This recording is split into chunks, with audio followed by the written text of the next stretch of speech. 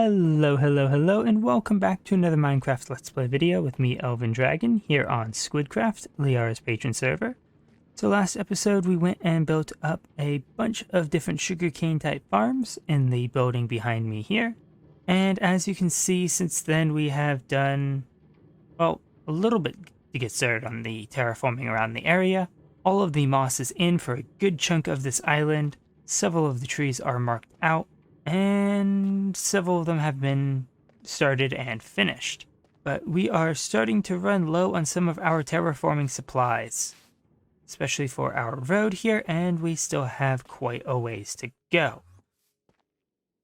Now, several of these materials we can't necessarily get out here in the end very easily, like the deep slate and tough, but that is fine. I have plenty of both of those for now. And if I need more, they are pretty simple to get, and I'm sure there is someone on the server who wants to get rid of some. The main issue right now is the basalt, and also these angry endermen. So I think the first thing on our order of business is, besides trying not to piss off the endermen, is to get ourselves a basalt farm. So I think where we're going to put our basalt farm is going to be right back in here, in this not yet mossified area of the island. I think I had some plans for this area before, but I've forgotten what they are, so I guess it's going to be a basalt farm. So we just need to have a little area over here to contain the lava, and we're going to make that 5 blocks long just so we can have the full area that we can mine with our pickaxe. Now I think we're going to have that go out by 4, I think it is. I think that's how far lava can spread when it's not in the nether. And then we will have our soul soil for transforming that into basalt.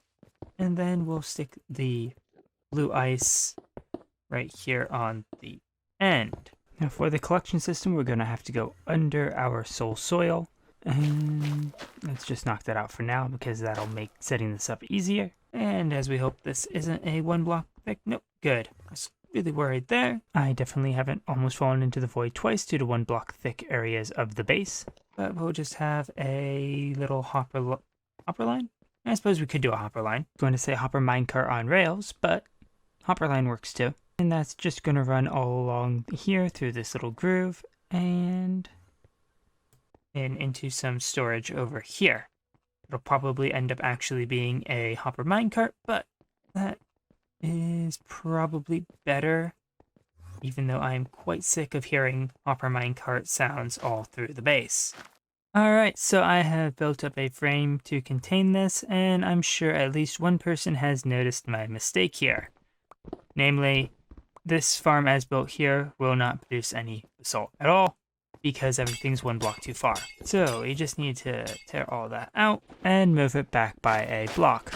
But anyway, now if we get some lava in here, hopefully this should produce some salt now. And if it does, we can get another 4 things of lava to finish filling that in. But with that now functional, well, mostly we still have to get the collection and storage systems in for this. Now that I'm looking at this, let's actually knock out these 2 bricks here. That way we can actually mine the basalt that's generated. Anyway, now that the farm is somewhat usable, we can start building up the outside walls of the building to house this. Now I think I want to do polished basalt for the pillars on this building. And then for the decoration in the center part of the walls, we're going to use a bit of amethyst. Now that's going to go 1 block away from each of the pillars on the end, and 1 in the middle, and we have a bit of lava behind there, so we are going to have to be quick with placing it. There we go.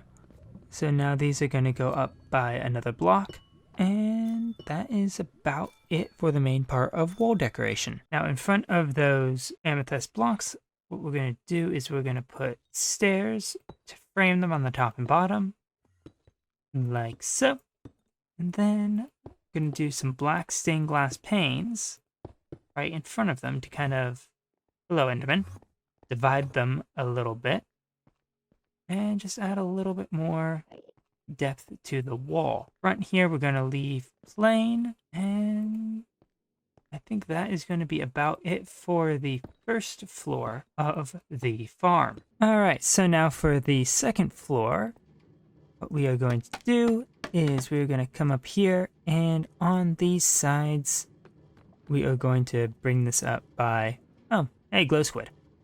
Anyway, We're going to bring these up by a few blocks, and we are going to have a couple windows on the back here made out of black glass, and those are just going to go up by 4 blocks.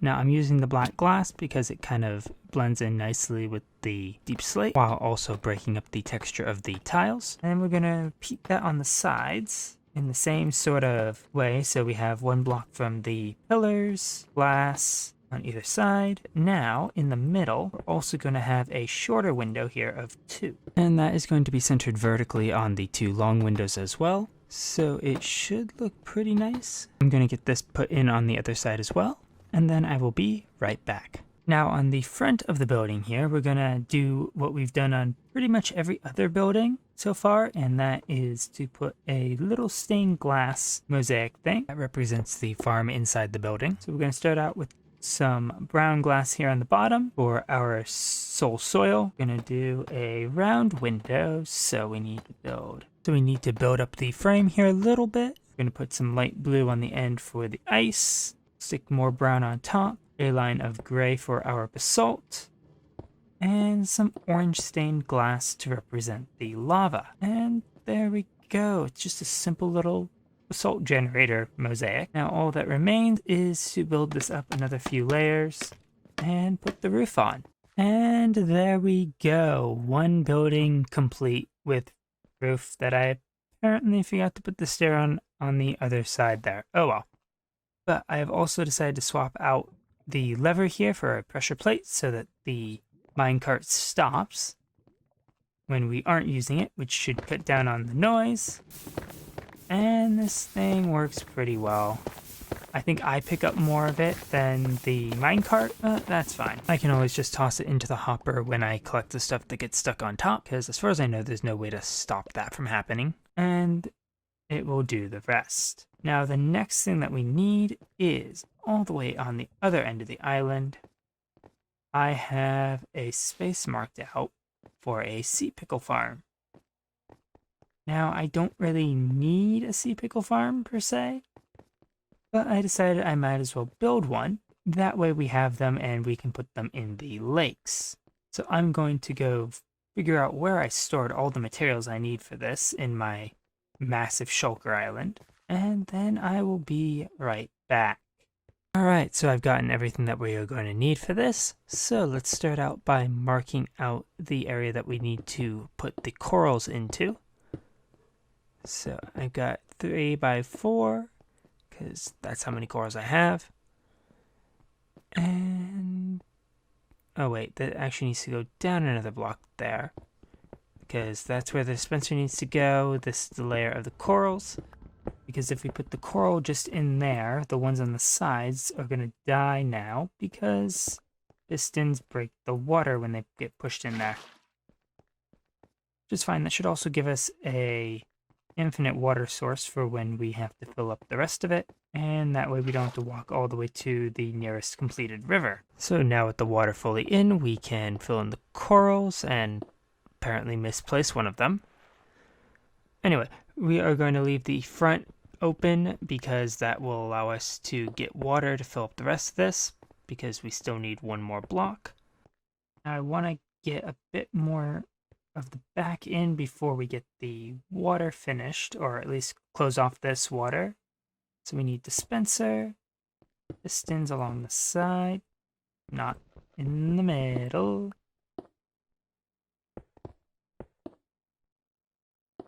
Do that. And these can all just be solid blocks. Do I have any glass? No, not on me. Oh well, I was thinking we could possibly put a glass front onto this so we can see in, but it's not that important. So let's get this area filled in so we can start planting the pickles. And I should probably consider waterlogging those pistons. That way it should auto-fill in the rest of the farm after they move. And I need blocks in the back of those, apparently. Now, hopefully, when we plant our pickles, let's get 4 in there to start, we will get more on the sides here, and those will be carried out by the water stream that I need to get in now. Alright, so now once we actually get something on the front there to stop the pickles from being completely swept all over the place by the water. I wish there was redstone buttons to blend in with the bricks that we have, but oh well. Anyway, this should be complete. So now we just need to get all of the redstone machinery that is going to make this thing work. So we have just a sticky piston with a redstone block on it and a piece of redstone dust next to it. That will be our quick little clock. And we need some redstone lines to trigger the pistons on the blocks behind them. So now we just need to connect those up to the clock. And that shouldn't be too hard. We just need a block there to bring the line down. And I'm just going to bring that out there a little bit. We don't actually need to. And then dust there, there, there. Okay, that still works. Good, and now we just need to put a repeater between the two sets of dust. And probably do a redstone line all the way to the front. Although, that's gonna... I don't really like how I have to do that. Anyway, we need an additional line somewhere to shut this farm off. I don't have to walk around back. Although it's not that bad to do. Probably just put a block there. And the roof of the building will be big enough to allow us to walk back along the redstone and switch it off from here. Alright, so I've gone and gotten part of the facade on our farm here in. As you can see, 3/4 of the walls still aren't done up. And I am quite happy with it. As you can see, we're just using our usual sandstone and stone mix. And I've left space here in the front to put in our stained glass. So we're just going to do a couple things of lime, topped with a single block of yellow stained glass. And that'll just be a little sea pickle. Now we're gonna frame the door here with fences and kind of build those out. And we're just going to build that out a bit just to add a little bit of a pattern to the front. We'll do that on the sides too once they're actually built up. And I think that'll be pretty good for the outside. Now I've got not much of an idea for what I want to do for the roof. I've done a lot of the same sort of roofs for a lot of the buildings in this area, and I kind of want to try to figure out something kind of new. So I'm still trying to figure that out. And the on-off switch is still in the back. So I will have to figure out how I want to wire that up so we can activate it from the front here. Which, as you can see, I've switched out some of the end stone bricks for some prismarine bricks because I think it fits the farm a little better. And our storage system is basically just me standing here to collect the sea pickles when they go over the top and putting them in this barrel. I may try and get some sort of automated system in here, but I kind of like how the front of this farm looks. And there's not really much other way we can do that because right behind that barrel is the coral. But with that, I think that that is going to be it for today. I need to go grab more basalt out of our Basalt Farm to finish building up the pillars for the wall here. And I am just about out of time. So I want to thank you all so much for watching. If you enjoyed the video, please leave a like and consider subscribing. And I will catch you all in the next one. Goodbye.